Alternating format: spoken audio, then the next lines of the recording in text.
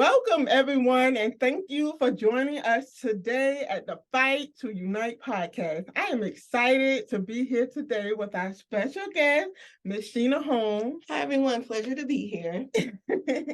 So, you guys, I'm excited to bring our guest on to share a little bit of our conversation, but I want to thank you guys who have been consistent with watching as we are growing and bringing on new guests, as well as sharing some of these interesting topics like today. Today's topic is put some respect on my name, please. So let's get into it. First, let me introduce to you guys my special friend. This is Sheena Holmes, and I would love, Sheena, for you to share with them a little bit about you. Tell them who you are and what it is that you do here in the beauty industry. Okay, that's a loaded question. Hi, my name is Sheena Holmes. I am a master cosmetologist. I actually specialize in corrective skincare. I do waxing, bridal hair and makeup, lash extensions, basically you name it, I do it. Okay. I also own, I have two companies. I own Pynke Eclipse Esthetics. That is the company that I do all of my services under. But I also have another company called Pynke Eclipse Cosmetics, which is my strip lash line and my line that I have for lash artists to buy all of their supplies. My lash extensions are in 5 stores right now. We're working on our 6th. And thank you. And I'm just blessed to do what I love. Okay. Well, I am excited to hear all of the things Pynke Eclipse have to offer. I just want you to share with them a little bit of how you got started with Pynke Eclipse. Okay. Long backstory, but here we go. So I've always been a creative. When I was younger and I didn't know it was a weird thing to do, we all have coloring books. And when you have a coloring book, I did not know that children usually color what they see. And so if a cartoon character or a character's hair is red on the cover, they'll color it red in the book. I never did that. I was always like, let's see what this character looks like with black hair and blue eyeshadow or blonde hair and red lips. So I've always had this creative thing in me that had me always want to just see what the world would look like differently sometimes. Okay. And so when I was younger, I always knew I wanted to be a cosmetologist, and I graduated from high school when I was 17. And a lot of people, when they converse with me, they were like, "Oh, Sheena, I didn't know you were smart." Like I went to one of the top schools in the nation. And I think because I'm bubbly, like I like to have fun. I'm like, "Hey, cute friends." But then when you actually sit down and get to know me, I'm like, "Yeah, the economic reform of the this, that, and the other." So people don't know that side of me. But because of how I grew up, my mother always saw that. I played the cello growing up. I speak Japanese. I have a master's degree in international business. And because my parents saw this intellectual in me, the cosmetic side of me was always pushed to the side. Okay. And so when I graduated from school at 17, I told my mom, I want to be a cosmetologist. And it came from a good place, but she was all like, I'm not going to let you do that. You know, that's not a lucrative career. They don't make money. And already in my mother's mind from when I was 17, the putting the respect on the name of being a cosmetologist was not there. Because in her mind, you know, 20 something years ago, we already weren't making money. We already have this bad reputation of, you know, working in our kitchens and doing what we have to do. And I'm going to put this out there. You do what you have to do to take care of your family. But there's a difference between a cosmetologist and someone who does hair, or a cosmetologist and someone who does braids. And there's no separation. And I think that's where a lot of the miscommunication and the lack of respect for what we do as cosmetologists has come from. Okay. So not regressing too much. So I went to school. I went to Georgia Southern. I got all these degrees. I got my minor in Japanese. Then I got a job as a banker. And I was one of the top commercial bankers at the banks where I worked, to where another bank called me to come train their people. Okay. So I went over there, and then I went to another bank. And while I was at that bank, the head of Social Security saw me there. And she was like, I love your personality, your demeanor. We want you to come work for Social Security. So I did that for 10 years. But this entire time, for 10 years, I worked for Social Security for 10 years. Okay. But the entire time I was in banking and doing all of this and getting all of these accolades, I was always doing makeup on the side. I always had my hand in doing my friends' makeups for their baby showers or proms, or even if we're going out for a girls' night out, and I have whatever God calls you to do, it's going to come around. It's going to come to fruition. I'm telling y'all my business. I'm 40. It's And okay. and when I started, I didn't go back to school to get my cosmetology license until I was 36. And it's never too late. So anyone who is, whatever your career may be, just because someone tried to put you in a box, you don't always have to stay in that box. You can do whatever you want whenever you get ready to do it. And I worked full time and went to school at night, 4 nights a week from 5 p.m. to 10 p.m. The sacrifice. for 2 years to get my degree, to get my cosmetology degree. And then I worked for Social Security for about 1 more year.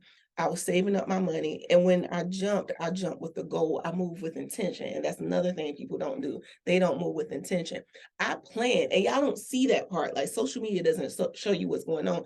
I stayed in a place where I was miserable and I physically got sick at my job.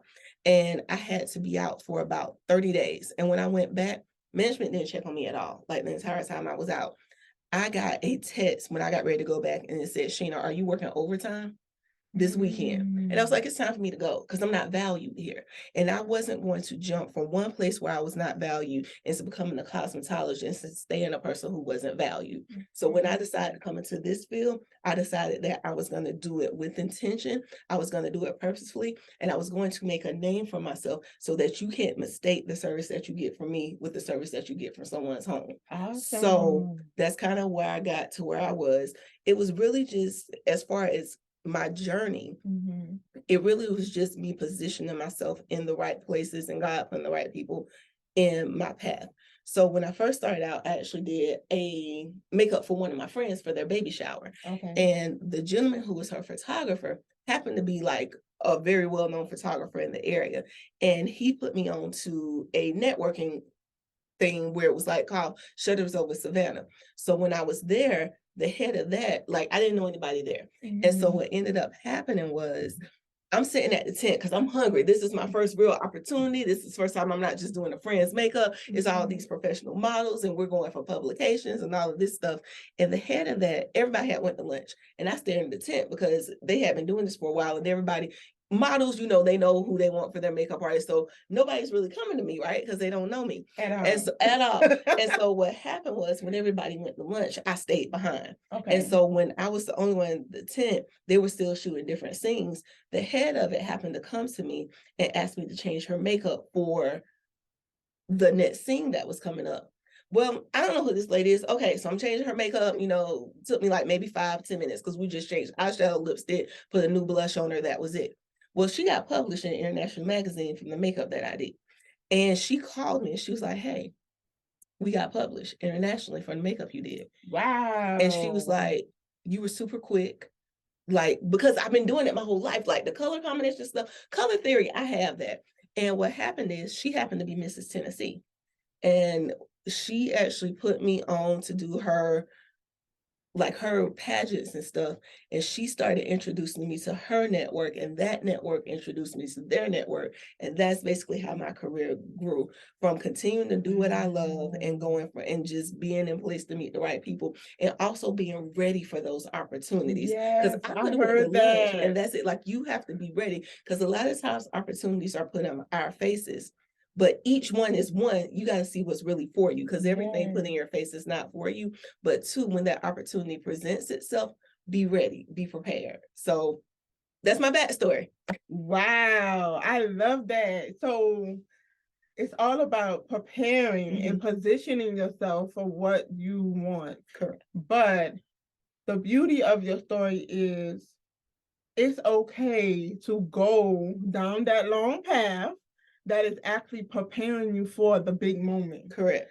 Because I'm sure you did not think 10 years after working Social Security, you was going to be doing makeup and it was going to take off that fast when it actually did. Like, I am super blessed. So I have only been doing this full time for about 1.5 years.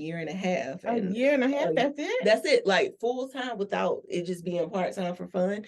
And even though I was like, oh, going to school and getting this master's degree is stupid and all of that, it's positioned me to be able to, in a year and a half, become a six-figure earner consistently. Mhm. And with that, I'm able to look at my numbers. I know how to set goals. And that's the thing about being in the beauty industry sometimes as well. We have the talent, but we don't have that business part that we need to actually expand our businesses. Love it. So I am grateful, like they say, all things work for the good of those who love the Lord, but it Mhm. also says who are called according to his purpose. And a lot Mhm. of times, if you're not moving in your purpose, it Mhm. doesn't really necessarily work out how you would want it to.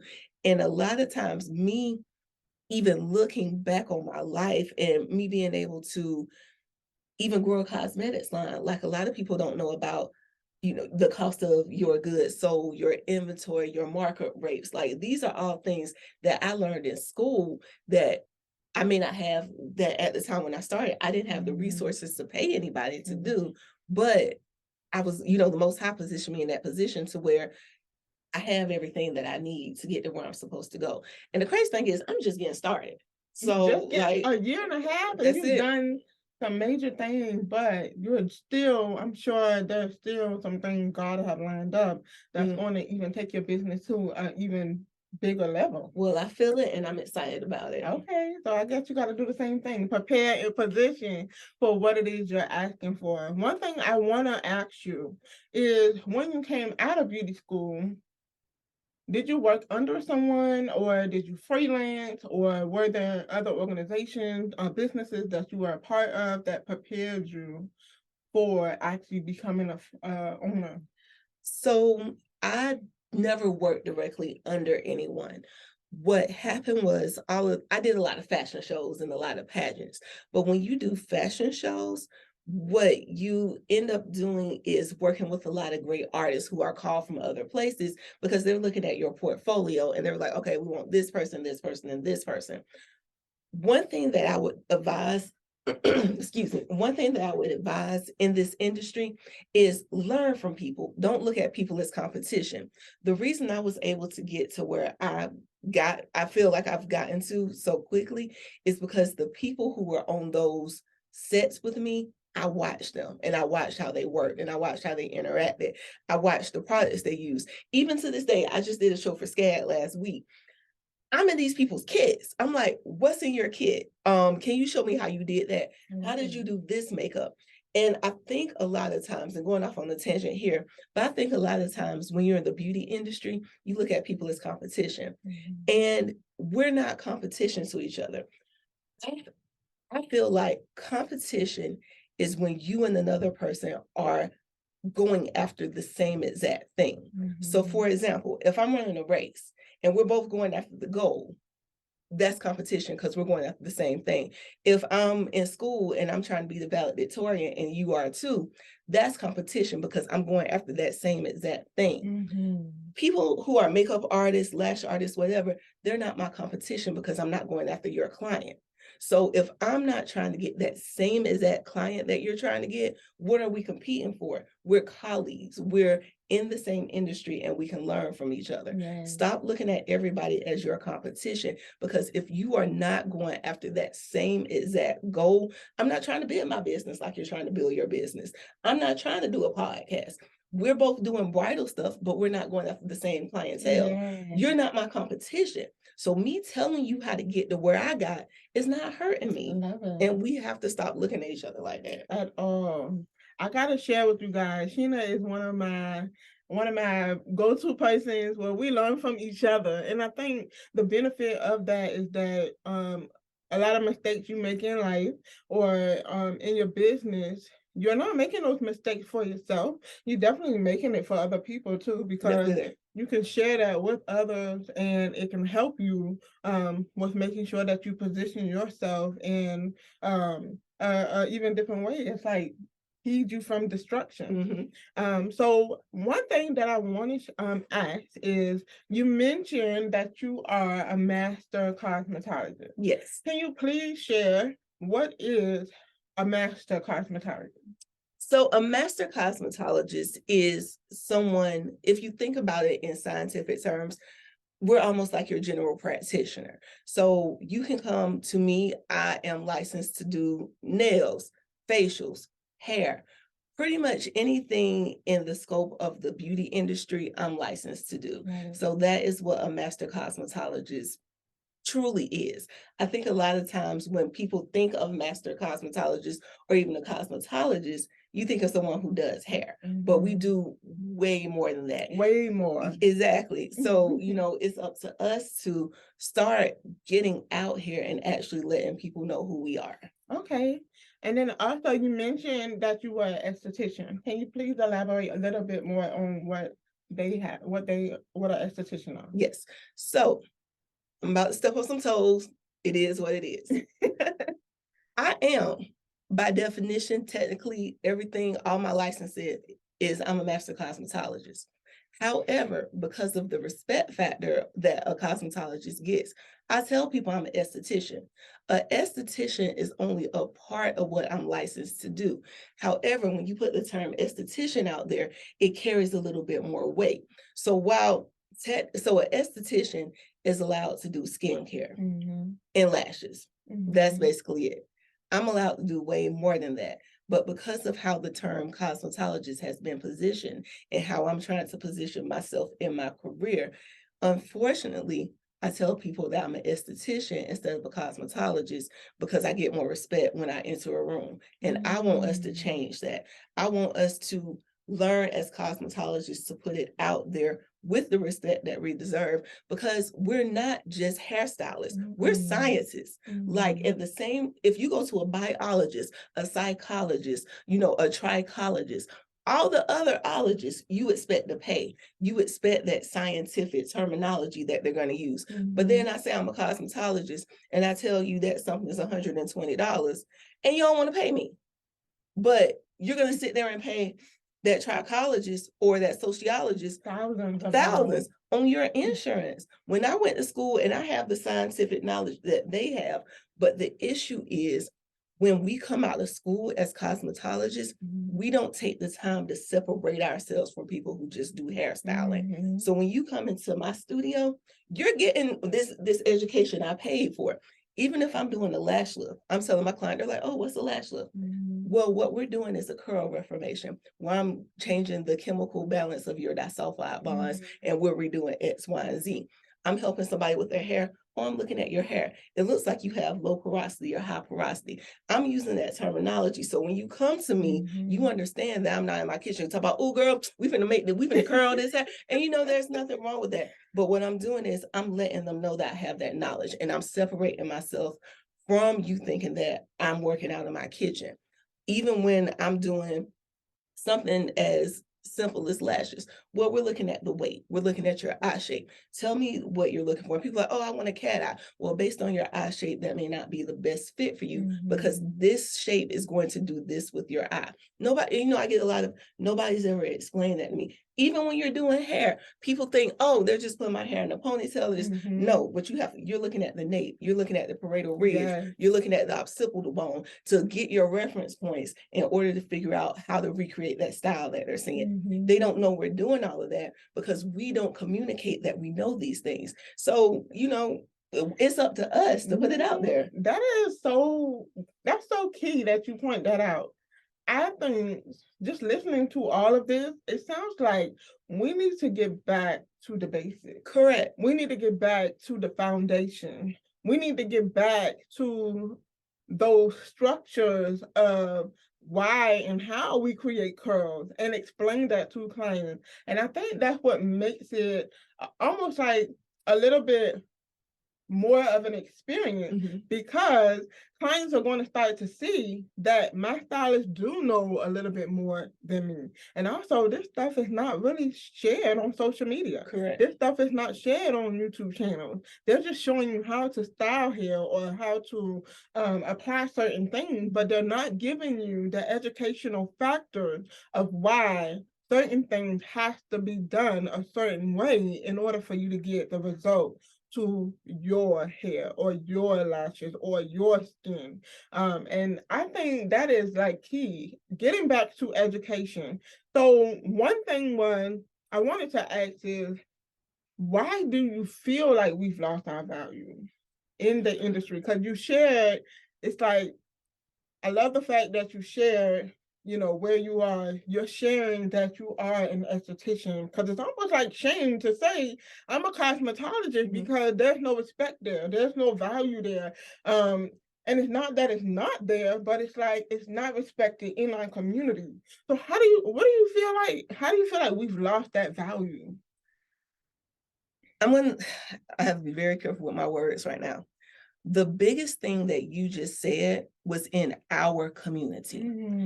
What's happening is with where I work, they're not devaluing themselves, if you get what I'm saying. Yeah. It's us. And what we're doing is we're competing with these people who aren't even in our realm. Yeah. And you don't compete where you don't compare. So when I'm looking online and things, I'm looking at the Facebook groups that we create and the social media groups that create. Why are you in the same group with this young girl who's 17 doing makeup for $35 when you went to school? So now what you're doing is you're looking at the wrong people to try to elevate you. You're actually devaluing yourself because you're trying to stay in the community that you no longer belong to. And so there's no reason you should go to school and be doing makeup for $25, $30, even $65. My makeup starts at $150. And the reason my lashes start at $225. When I tell somebody that who's charging $85, that's because you're in the wrong group. You're trying to keep yourself in a position that you have outgrown. At one point in time, yes, you were there, but now you're educated and you can take your education and your expertise and deal with this other group. The reason that my lashes are $225 and not $85 is because I'm comparing my stuff to Lash Lounge. I'm looking at Deca Lash. There are people out there who are paying these prices. So why am I over here with somebody who doesn't value me? You can't get value for something that you don't see in yourself. So reposition yourself, expand your mind, but it's also our fault as well as a community because we don't show ourselves in light. Not trying to sound conceited or cocky, but when you get to my level, you stop giving back. You stop going to the people. It's like, hey, you know you can do better than that, right? Like, you know, not saying that there's a right or wrong, but let me show you another option. There was even a young lady, and I just worked at this retreat in Hilton Head about 2 weeks ago. And beautiful mansion, like 12 bedrooms, elevator in the mansion. And it was like this spiritual retreat. And the young lady asked me to come in, and I'm charging, and I'm making like, you know, $65, $70 in about 30 minutes because of what I'm doing. There was another young lady who came from Atlanta doing full glam makeup, some of the baddest makeup I ever seen. And you doing it for $55. Wow. And so I went over there and I was like, why are you doing this for $55? And she was like, well, you know, and she's giving me all of her reasons. And a lot of times it's because we're in our own way. Well, this is the going rate in Atlanta. This is the going rate for that particular type of experience that they want. Brand yourself as a luxury artist, brand yourself as an experience or whatever you want to do. But there are ways to get out of being in competition, or not even a competition, but in the same market as people who have no experience. Again, learn to separate yourself, even when you do your brushes. And it's about sanitation sometimes too. When I do makeup, please express that. Please express about sanitation. So when I do makeup and stuff, and it's things that they, you know, a lot of people don't know because they don't go to school. And it's one of these things I see on TikTok and stuff all the time. And like they're taking the makeup and the concealer and the serums, and they're taking the dropper and putting it on the people's skin. Everybody's skin has mites. You don't put something on somebody's skin and then put it on somebody else's. That's nasty. Or I know some people, they work off the back of their hands. I use a dressing on my hand. I like to work off of my hand, but I use a medical dressing on the back of my hand. So when I put the makeup on that, it's not touching my skin because things can transfer off my skin back to my client. And so we're going back to the basics. Basics. And so my clients appreciate that. My clients are like, oh, nobody's ever put a glove on or put something on their hand. And now when you get ready to go, and so you might be hesitant about paying me that $150 for that makeup, but when you get ready to go back to that girl charging you $65, you're going to see she ain't cleaning her brushes, or, you know, she used this on this person's face and then used it on mine. Like, people are really big into their sanitation now, more than you know, and they may come to you once, but they're not going to come back. And a lot of people, again, you haven't gone to school, so you don't have that sanitation knowledge. You don't know what you need to put in barbicide, what needs a UV light. And again, it's about us getting out of school. And I'm going to tell you this too. I feel like it's the education system. And that's what mom's told me. My mom's a It is. cosmetologist as well. Because your cosmetology school, their only job is to make sure you pass state board. Everything else you have to get on your own. So even my client today, I did a bride. She was telling me, she was like, one thing that I liked about you and one thing that I liked on your page when I decided to pick you is because I see that you go and get continuing education. I see that you go to Premiere. I see you go to Warner Brothers. Like, you know, and talk to your clients and see what they like. And she was like, I don't mind paying this price because I see that you invest in yourself. And so when they see that you invest in yourself and you value and take seriously what you're doing, they'll start taking seriously what you're doing. And when they get in my chair, I'll tell them, oh, I'm actually I'll be like, oh, I'm actually a cosmetologist. And even if you look on my Facebook, I'm sorry, not my Facebook page, but my Instagram page, even though I tell people I'm an esthetician in person, my Facebook page or my Instagram says Master Cosmetologist, because I want us to get back to a cosmetologist being a respected thing. Because I worked hard for my degree. I went to school at night for 2 years for a 1-year program because I was going part-time. And you think I want to be out here pretending? No. Like, so I think that is a great point. Some things that I grab is we've lost our value because we stopped investing in ourselves. We stopped networking. We've stopped giving back. And we've also stopped education. Those four things are where we've lost our value, but they're also key things to how we can get them back. I encourage you as a professional to start saying master cosmetologist and make that difference for the industry, because you are working on those four things. So if it means to say I'm a master cosmetologist and say it in confidence, you say it with confidence, but you're actually showing that these are the things that I have to offer, then what you're doing is you're planting new seeds into this industry that's going to shift and actually make a difference. So we say all of these things today to say it's time to put some respect on your name. You are certified esthetician, you may be a master cosmetologist, a master barber, or maybe what else is there out there? Some of everything, even Nail if you're tech, lash technicians, all of that. We went to school and we've done all of these things that we needed to do to get the education, to get that certification. But now it's the time that we actually take a step back and actually evaluate your professional career and look into those four things. How well are you doing those things? Do not be afraid to raise your prices. But one thing I want to mention about raising prices, I don't think it's a bad thing for us to raise prices, but I think it's a bad thing when we raise prices without evaluating those four things. Because when a person come in and you tell them that their price is $250 for a service, they are paying for a service. And those four things that Sheena mentioned today are going to be key valuable things that you can implement into your services that make it where it is so worthy of paying $250 because you're giving them an experience. So I've noticed that in the industry today, like people aren't getting service like they used to. But when they do get service, they're looking for an experience. It's not like we go to the salon every day. Remember how we used to go to the salon every week to get our hair done? Yes. Like, I don't think that's like realistic anymore. But what do you think? Like, when people come in, they're expecting something, right? Correct. So this is what I want to say about that. Run your business like a business. And when I say that, I mean be professional and be efficient. Again, I'm What talking does to professional mean? Professional looks like, it can look different for different people. But again, it's about getting back to those fundamentals. And it depends on your audience. And it's all about finding your avatar, because everyone is not your client. And there is nothing wrong with, for example, I do very natural lashes. Most of my clients are corporate women. So I have judges, doctors, lawyers.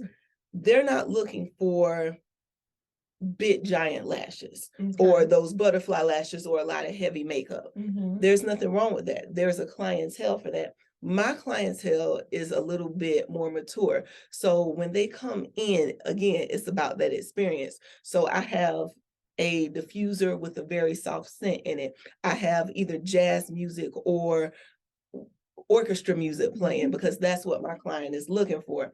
Now, there's a completely different set, and that's what's considered professional for my client. But the sanitation is going to be your professionalism. Being on time is going to be professional. There are some things that are going to look the same across the board. My time is valuable, and other people's times are valuable as well. Hairstylist, I'm talking to you out. Don't stack me. Do not stack me. That's not comfortable for me because that time that you have me sitting there for an hour and a half, and I'm not trying to be funny, but that hour and a half that you have me sitting there not doing anything, I could have made money. And so my time is how I make money. I'm a entrepreneur. That's how I make my money. So you sitting there because you're afraid that your clients aren't going to come in, you need to change your clientele. It's not my fault that you're booking flaky people, and I shouldn't have to suffer for that. Don't stack people. If you feel like you may lose somebody and you need to make X amount of dollars per day, be professional. Look at your goals for the day. And that's a lot of things. We don't move with intention. Set your goals for the day. How much do I need to make today? And figure you're going to have this many cancellations.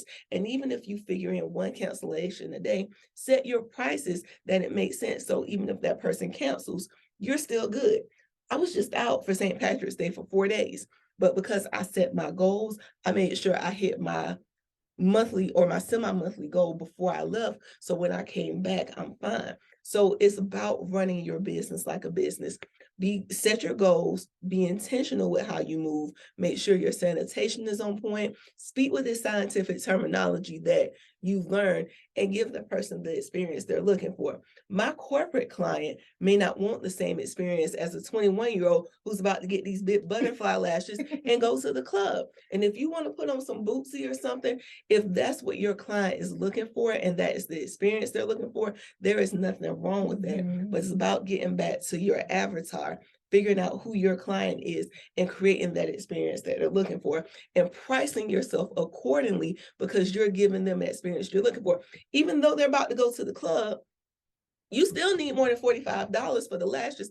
How much are your trades calling you? How much is your lash glue costing you? How much is it for you to keep your supplies up? Run your business like a business. Look at your bottom line, and based on how much you have to spend for those supplies, then do your markups accordingly. We don't do that. We see Tasha charging $45, so we feel like we have to charge $45. But Tasha losing money, and it take her 3 hours to do a set of lashes. So really, Tasha making $7.25 an hour by the time she finishes everything. Like, run your business like a business. Love that. Love that. Y'all, these are key, valuable points on how you can put the respect back on your name. Oh, can I add one more thing Go too? ahead. And it was something you said about networking.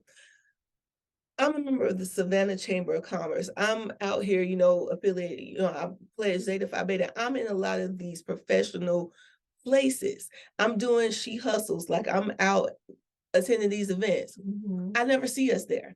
When I go, That is so, we're not there. we're not there. Like, I don't see us when I go out. I never, as long as I've been in Savannah and as long as I've been networking, besides the league, I promise you, it may have been 2 or 3 beauty professionals that I see at these professional events. So you know what? I think it's good that you pointed that out because this is so true. Like, I get out into the community and it's so crazy because as I do, it's like sometimes you kind of feel bad. Sometimes if you out in the community too much, and you be like, okay, I gotta find a way to balance. But it is so important that you network because people, I feel like in our industry, it's almost like we're trapped behind the chair with making the money, but you forget that it is so important to be sure that you are intentional, putting yourself in different organizations or going to different networking events so that you can actually share with people who you are and what you do.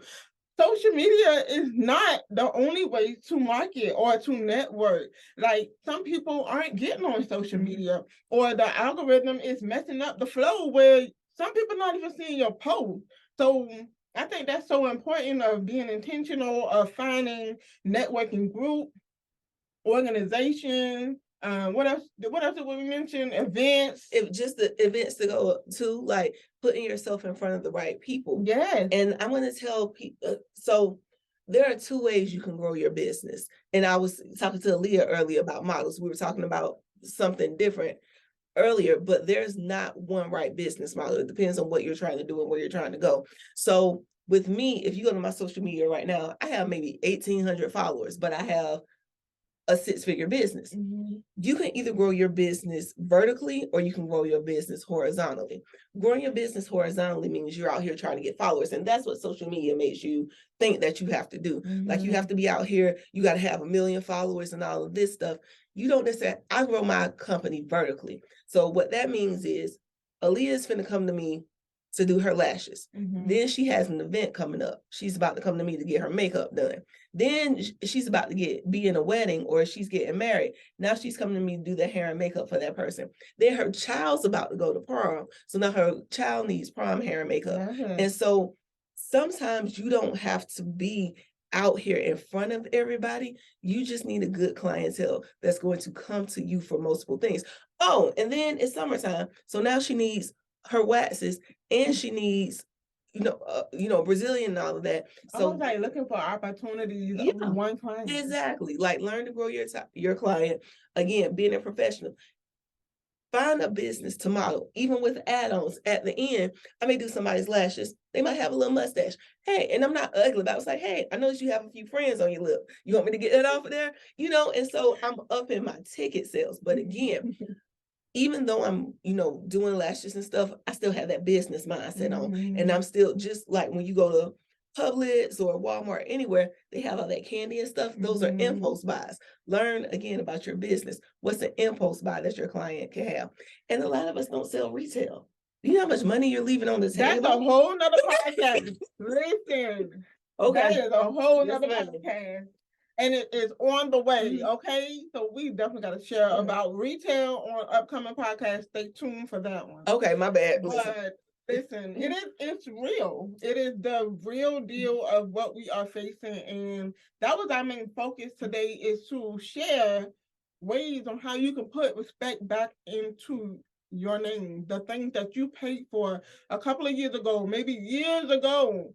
Like, just because you've been in the industry for 30 years does not mean that you have to stop focusing on those 4 things. Sure. And I will always say, never be content. There are always ways that you can grow your business, and not feel like, because I know how sometimes I hear people say, I've been doing this for 30 years, and it's almost like they've lost their passion, their desire for it. And just because you've been in the industry for 30 years doesn't mean that there's not something next for you. Maybe it's now time for you to give back by start teaching in the industry. So you're still growing and evolving in the industry. So let's not put a period where God says there's a comma. And it's time to move forward and put some respect back on your name. I'm excited about this. I'm excited about it too. We're all taking a challenge. Sheena is, as well as I am. It's time to slow down and consider those 4 things, okay? So we thank you guys for listening for today's podcast, and we hope that this have been very valuable to you. And we look forward to seeing your results and you transform and continue to evolve in the industry and put some respect on your name. Thank you. Thanks.